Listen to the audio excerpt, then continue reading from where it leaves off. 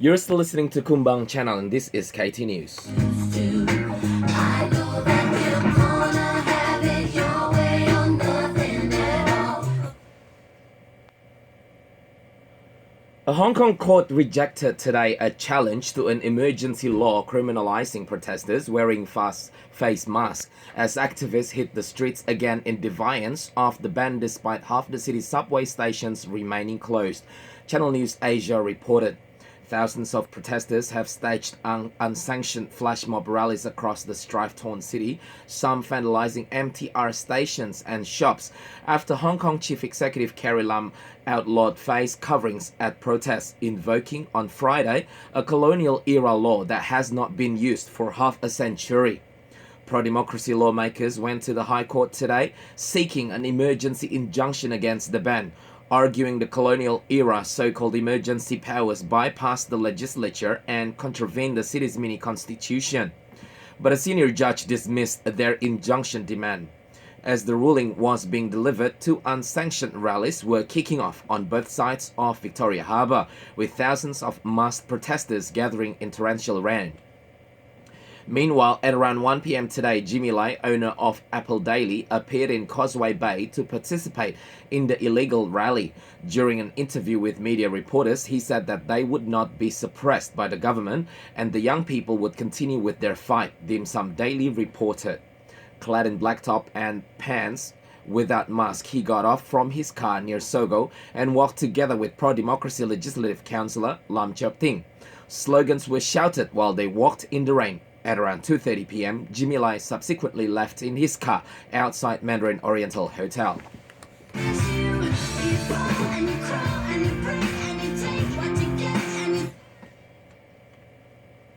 An Indonesian journalist who was shot in the face with a police projectile while covering a protest in Hong Kong on Sunday will be left blind in one eye, according to her lawyer, SCMP reported.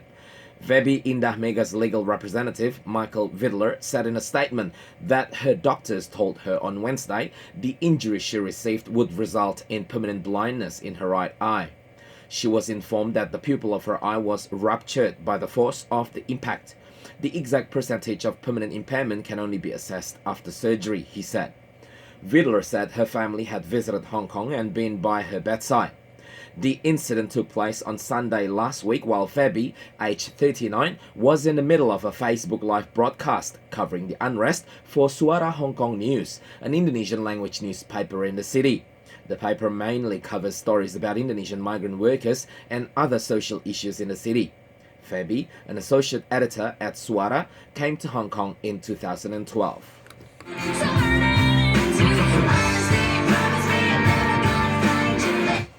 And for tonight's Flash News, a man who was convicted of kidnapping local Portuguese lawyer Jorge Neto Valente back in 2001 has been transferred by the mainland authorities in Zhuhai to Macau to serve his sentence for the crime.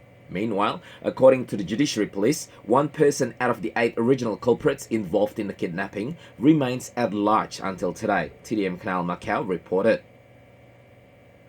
The Portuguese Socialist Party has filed a complaint against the Macau Civil Servants Association for alleged anomalous situations related to sending off votes via post for Portugal's October legislative elections, Macau Business reported. The 9th Cheer Macau Parade took place yesterday, with over 600 participants marching all across Macau with positive messages. The annual Christian parade aims to bless Macau by chanting slogans containing positive messages, such as Omun Kayau, or translated as Macau add oil, as well as God bless Macau and many others. According to the organizer, Lazarus Youth Center, this year's event has attracted the most number of participants throughout the 9 years that they have organized the parade, numbering at nearly 700 people participating in the march alone, in addition to many more attending the opening and closing activities at Tap Sek Square yesterday. The Catholic Diocese of Macau has issued a statement recently in which it expresses its displeasure over the images projected at the ruins of St. Paul's during the recent 3-day mapping projection show organized by local tourism authorities for this year's China's National Day, Macau Business reported. Meanwhile, TDM reported that Secretary for Cultural Affairs Alexis Tam saw no problem in the set projections. And as for the weather in Macau, rain is expected tomorrow, while the remaining days throughout the week are predicted to be sunny with some clouds up until the weekend, when some rains are expected to return. Local temperature this week will be between 23 to 32 degrees Celsius. For more information about the local weather, visit www.smg.gov.mo. And that's all for tonight's KT News. Getting back to our music, still listening to female singers. This is Kelly Clarkson with Because of You. Continue to listen to Kumbang channel. Kumbang, kumpul bareng yo.